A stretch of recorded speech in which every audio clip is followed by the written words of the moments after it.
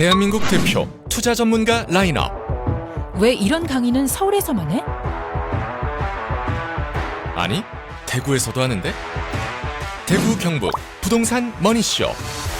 김 작가, 부익남, 경익남, 박정호, 김재경, 이성재. 오직 대구에서만 만날 수 있습니다. 대구 경북 부동산 머니쇼 7월 4일 5일 사전 예약 접수 중. 여의도 매니션 구독자 여러분 안녕하십니까, 박정호입니다. 안녕하십니까, 조피디입니다. 형님, 제가 오랜만에 어저께 좀 친구하고 술을 한잔 했어요. 근데 어느 지역이라고는 따로 말씀을 안 드리겠습니다. 근데 거기가 옛날에는 새벽 1시, 2시, 3시까지도 사람이 엄청 많았었던 데인데 사람이 없어요. 심지어 12시가 되기 전에 11시가 좀 넘었었던 시간인데 약간 좀 을씨년스럽다고 해야 될 정도로 사람이 없더라고요. 근데 거기서 장사하시는 분들 임대료가 떨어지진 않았을 거란 말이에요. 괜히 좀 걱정이 되더라고요. 근데 오프라인 시장이 굉장히 많이 죽은 것 같아요. 이게 좀 코로나 이후로 그랬던 걸로 제가 기억이 나는데, 무슨 이 소상공인들 또 오프라인에서 장사하시는 분들이 좀 이렇게 방긋 웃을 수 있는 그런 시기가 또 올까요? 그런 만들 수 있는 대안이 있나요? 지금 추세로는 사실은 그렇게 녹록하지는 않아 보여요. 많은 분들이 코로나 끝나면 다시 예전처럼 손님들 돌아오겠지 생각을 했단 말이야. 그리고 코로나 끝난 뭐 2024년, 2025년, 뭐 2023년 후반기부터 한 1년 또는 2년 가까이 버텨봤어. 그랬는데 손님이 예전처럼 안 오는 거야. 그래서 야, 이제는 이건 내가 임계치에 도달했다라고 하면서 주사위를 던지기 시작한 분들이 대거 늘기 시작했어. 그런데 이 주사위를 던지는 분들이 늘면 남아있는 소상공인들 중에서 오프라인 매장을 운영하는 분들 중에 조금 더 기회가 가는 경우는 있겠지. 그런데 전반적인 소비 패턴의 흐름이 온라인으로 옮겨가 버렸어. 너 이제 가구 하나 살 거 있으면 현장에 가구 골목 가? 안 가죠. 안 가지. 네, 안 가죠. 뭐 그 뭐야, 오늘의 집이라든가 이런 데 가서 온라인에서 그냥 가구 보고 사잖아. 네, 그렇죠. 거기 치수도 잘 나와서 그냥 재보고 사잖아. 네, 너무너무 그 디테일 컷까지 잘 나와 있어요. 맞아. 그러다 보니까 가구마저도 직접 열어보고 앉아보고 안 가. 그 다음에 옷은 어떻게 사니 넌? 옷도 오프라인 매장에서 산 게 정확하게 언제인지 기억이 안 날 정도예요. 지금 사실 그런 경우들이 많아졌어. 자, 그리고 장보러도 동네 조그맣게 있는 중형 싱싱마트 같은 거 있잖아. 그런 것도 잘 안 가고 마켓컬리나 아니면 그 쿠팡이츠 같은 데서 배송해서 먹는 게 일반적이라고. 자, 그래서 전반적으로 오프라인을 기반으로 한 소비 비중이 줄었어. 경기가 안 좋은 것도 있지만 그냥 소비 패턴이 중장기적으로 바뀌어버린 거야. 파이가 작아졌구나. 파이가 작아진 거지. 그것은 분명히 앞으로 오프라인 지역에서도 우리가 특정 가시적인 성과를 보기가 어려워지고 있구나라고 생각하는 게 맞는 거야. 자, 그러면 이런 과정에서 우리가 중요한 게 있잖아. 그러면 도대체 이렇게 오프라인 상황이 줄어드는 과정에서 어떻게 성과를 내야 되느냐. 이게 중요해. 혹시나 상가가 워낙 요즘 미분양이 많아서 굉장히 헐값의 상가가 매물로 나와서 이것만큼은 내가 사보면 좀 투자이익이 생기지 않을까, 이런 고민하시는 분들도 오늘 말씀을 잘 들어주셨으면 좋겠다. 자, 첫 번째로 상가 투자를 할 때 만약에 네가 공인중개사야, 아니면 분양사무소야, 상가 이제 매물로 네가 가지고 있는 게 있어. 이거 분양시키려고 사람들을 쉽게 해서 꼬셔야 될 거 아니야. 좋게 말하면 영업, 마케팅, 나쁘게 말하면 꼬시는 거. 뭐라고 꼬시겠어? 대부분 그런 거지. 이 근처에 학교가 많아서 수요가 많고요. 교세권.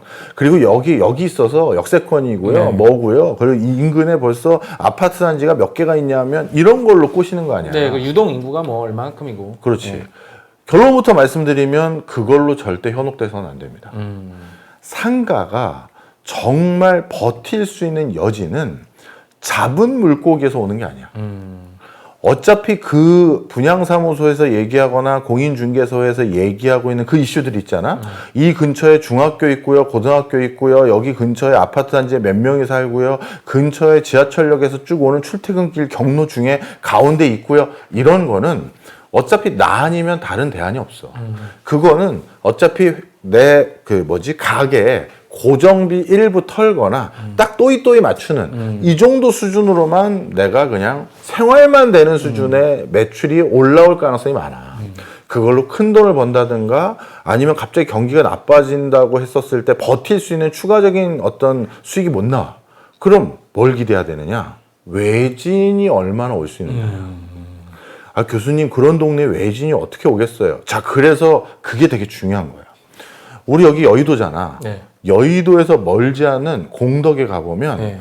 공덕의 대부분의 상가들은 그 공덕 또는 마포 인근에 사는 그 아파트 단지 또는 그 근처 직장 다니는 사람들, 요 사람들을 수요로 해서 상권이 형성돼 있고 그걸로 수익을 실현해. 그런데 특정 라인만 플러스 알파가 있어. 어딜까? 예전에 철도길인 거, 네. 철도 그거 다 이제 뭐 운행 안 하기로 해서 네. 거기가 직선도로로 쭉 일종의 산책로가 돼버렸잖아. 네, 그렇죠. 아마 여기 또 이미지 나갈 텐데 그러다 보니까 종로라든가 심지어 여의도라든가 마포는 말할 것도 없고 서대문도 마찬가지고 근처에 회사 끝나고 야, 오늘은 그냥 우리 셋이 간단하게 치맥 한잔 하고 가자, 뭐 이런 직장 동료들이 있을 거 아니야. 그래서 이쪽 지역은 날씨 좋은 봄이나 또는 가을이나 이럴 때는 사람이 메어 터져. 그리고 주민들도 산책할 수 있을 때가 있어야 나올 거 아니야. 그렇죠. 안 그러면 아파트 단지 지하에 있는 커뮤니티 시설에 그냥 거기서 운동하고 말잖아. 하루 이틀이죠, 그것도. 맞아. 네. 그러니 강아지 끌고 아니면 밥 먹고 그냥 소화도 시킬 겸 산책이나 하고 오자 이렇게 나오는 거야. 그러다가 눈 띄면 커피나 한잔 할까? 그렇죠. 아니면 와플이나 하나 먹을까? 이렇게 되는 거란 계속 말이야. 못 걸어요. 한번 쳐줘야 돼요. 또. 자, 그러다 보니 이렇게 외지인이나 정례적으로 사람들이 나올 만한 이슈와 테마에 근접도가 있어야 돼. 그게 플러스 알파에 내 매출로 오는 거야. 그런 게 있지 않은 동네에다가 상가를 사면 어차피 내 주변에 또아리 튼 그 사람들만 가지고 먹고 사는 건데 그거는 확장성이 없어. 절대 내가 그때 거기서 장사해서 돈 좀 벌었잖아요. 그 소리 나오기 힘들어. 자, 그 첫 번째는 그래서 뭐다? 외진이 정례적으로 올 수 있는 곳이 있냐? 그걸 판단을 해야 된다는 네. 거야. 그 동네 주민들이 아니라. 네. 그다음 두 번째, 환승역 아닌 환승역을 가지고 있어야 돼.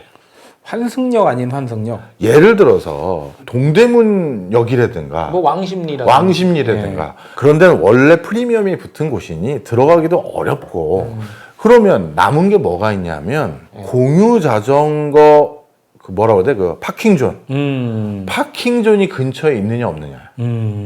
자, 무슨 소리인지 설명을 해줄게. 예를 들어서 상암동의 가장 대표적인 그 직장인들이 있는 곳인 방송국 잔뜩 있는 데 있지? 네. MBC, KBSN, 그 다음에 채널A, CGV 이런 데 있는 좁은 길 하나 사이로 많이 있잖아요. 그 전체 그 블록이 있거든? 거기랑 상암역은 상당히 떨어져 있어. 그러면 상암역에서 여기 이 방송국들 잔뜩 있는 데까지 어떻게 출퇴근을 하느냐? 따릉이로 와. 물론 자기 자전거 어디 묶어놓고 왔다 갔다 하는 사람도 있지만 그냥 따릉이 타고 가서 따릉이 놓고 이렇게 왔다 갔다 하는 사람 태반이야. 그래서 출퇴근 시간에 보면 장관이 있어. 따릉이 없어질까봐 뛰어. 그거 타고 가야 되니까.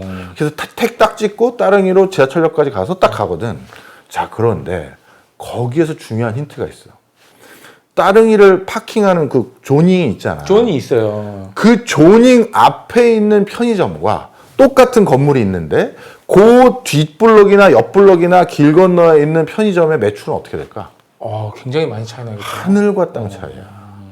예를 들어서 따릉이 타고 거기다 파킹했어. 그 다음에 난 지하철 타고 갈 거 아니야. 근데 지하철 타고 가기 전에 이제 퇴근도 했고 따릉이 붙잡아서 간신히 여기까지 편하게 왔으니 담배 하나 피우고 가야지. 담배 떨어졌네? 그러면 제일 가까운 편의점 가서 담배 사는 거지. 그렇죠. 담배 매출도 한 10배 차이 날걸? 그럼 담배만 사나? 캔커피 하나 주세요. 그렇죠. 이렇게 되고. 훌륭한 보완제죠. 그렇지. 또 캔커피만 사나? 그냥 집에 가서 어차피 빵 먹을 거 여기서 살까? 아니면 그냥 뭐 주전부리랑 간단히 할까? 뭐 이럴 수도 있잖아. 뭐 그냥 젤리를 하나 먹는다든지. 그렇죠. 그래서 매출의 차이가 엄청 커. 그러면 그건 무슨 소리다? 상암역은 원래 환승역이 아닌데요. 예를 든 거야. 그래도 환승역 역할을 하는 곳은 상암역 중에서 예를 들어서 3번 출구 앞에 공유자전거 파킹존이 있으면 3번 출구는 환승역 역할을 하는 거야. 그렇죠. 그 근처에 있는 사람들이 자전거 타고 그 지하철역을 이용하기 위해서 모이는 곳이거든. 그래서 그런 환승역으로 우리가 분류하지 않는 환승역을 찾아내야 돼. 그 중에 대표적인 게 공유자전거 파킹존. 보고자 하면 보이는 환승역. 그렇지. 네. 보이는 환승역이야. 그 다음에 지하철역 앞이라고 역세권이라고 권리금 더 달라고 한다든가 여기는 지하철역이 바로 앞에 보이시죠? 그러니 여기는 그래서 유동인구가 많아요. 이것도 거짓말이야. 자, 한번 보자고. 이 휴대폰으로 얘기를 해볼게. 휴대폰이 지하철역 플랫폼이야. 그래서 이쪽이 1번 출구고 이쪽이 뭐 2번 출구라고 해봐. 그런데 네 휴대폰 줘봐. 이 휴대폰역 여기에 1번 출구 나가는 길, 여기에 2번 출구 나가는 길이고 여기에 큰 도로라고 하고 하면 여기에 뭔가 상가 건물 하나 있잖아. 네. 그럼 이 상가 건물 안에 있는 상가 뭐 1호 여기 쭉 이게 이제 역세권이라고 나한테 어떻게 보면 꼬시는 거 아니야. 네, 여기 그렇죠. 편의점 있고 여기 그렇죠. 뚜레주도 있고 여기에 뭐 또 복권 가게 있고 여기에 또 뭐 있고 이렇게 꼬시는 거 아니야. 그러면서 나한테 뭐라고 하냐면 여기 저기 지하철역 바로 앞에 있는 상가니까 여기 이 정도 당연히 저기 월세 나가야 돼요. 뭐 이렇게 얘기한다고. 천만에입니다. 거기도 속으면 안 돼. 이 건물이 지금 한번 들어봐요. 요 위로 들어봐. 이렇게 돼 있잖아요.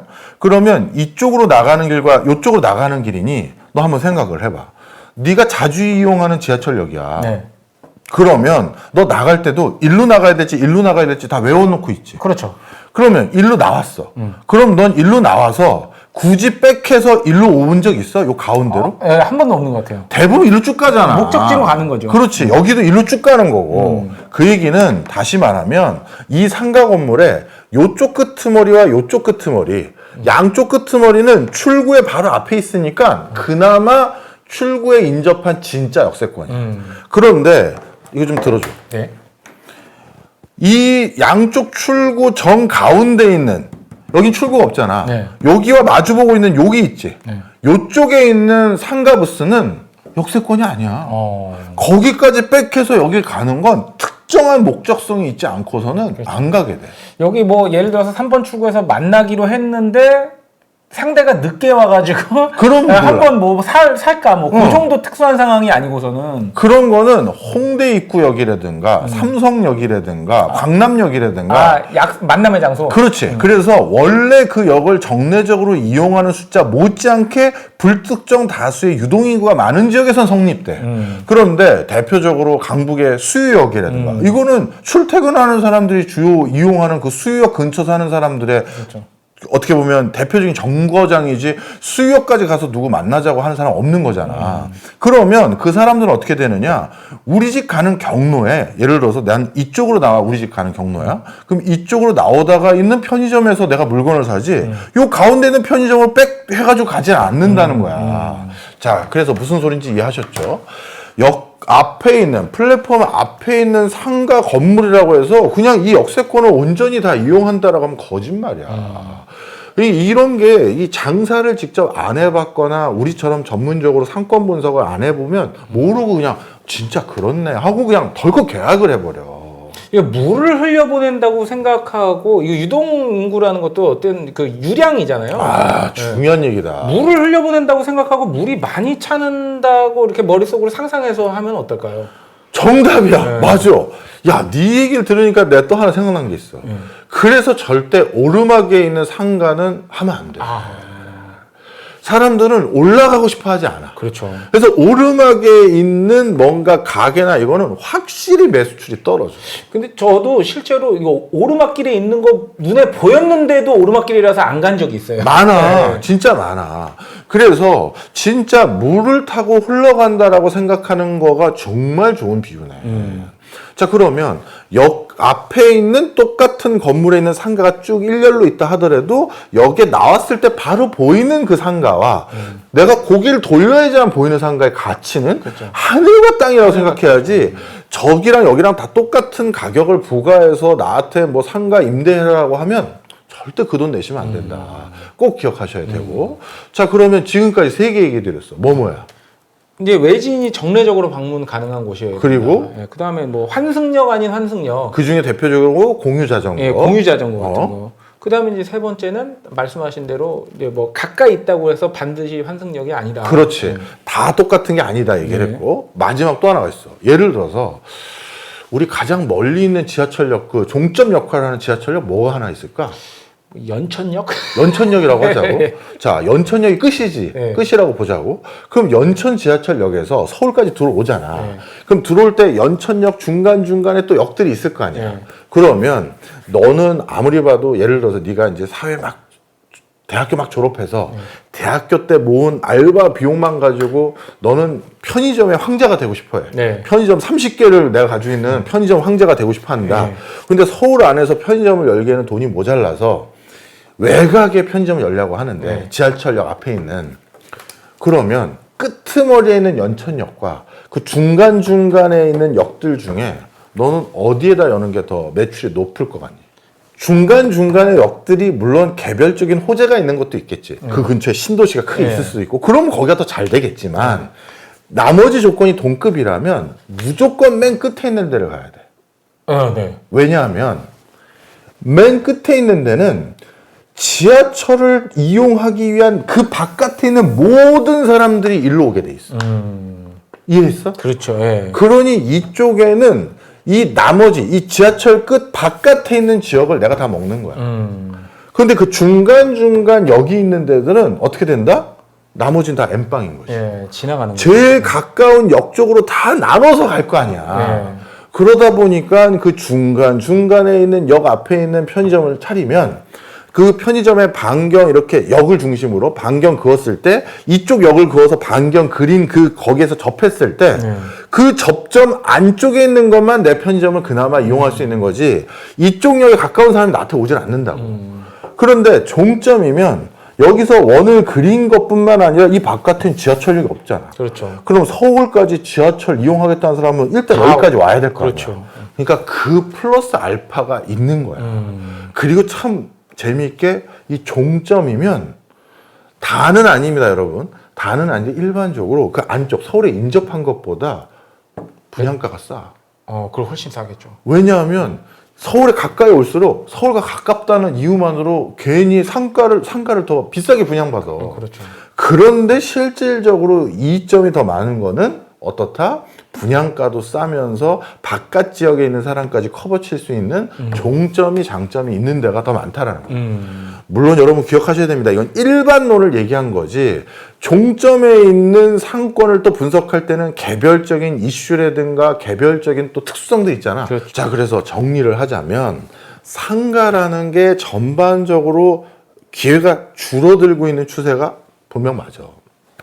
그렇지만 그 과정에서도 어디는 계속 영업을 할 거 아닙니까? 그리고 사람이 급하면 당장 뛰어내려가서 물건 사야 될 때가 있는데 그럴 때 어디 가서 사고 또 어디를 더 많이 이용하게 되는 건지를 우리가 알고 있어야 되는데 지금 말씀드리는 것들이 굉장히 유용한 팁이고 이것 말고도 한 20몇 가지가 있어. 그래서 뭐 예를 들어서 편의점에 양말 판매 지수가 높은 곳에 가면 20대 고객들이 많다라든가 30대 고객이 많다든가 이게 뭔 소리인지 모르잖아, 대부분. 네, 그렇죠. 이게 뭐 하여튼 뭐 여러 가지가 있어. 근데 제일 중요한 요소들 많이들 놓치시는 걸 오늘 대표적으로 설명을 한 거예요. 자, 요즘 가뜩이나 어려워지고 있는 형국에서 이런 변화 흐름들을 좀 기억하시면서 상가를 또 내가 어쩔 수 없이 뭐 분양받아서 뭐 이용해야 된다든가 아니면 임대해서 가게를 해야 되는 분들은 꼭 기억을 해주시길 바랍니다.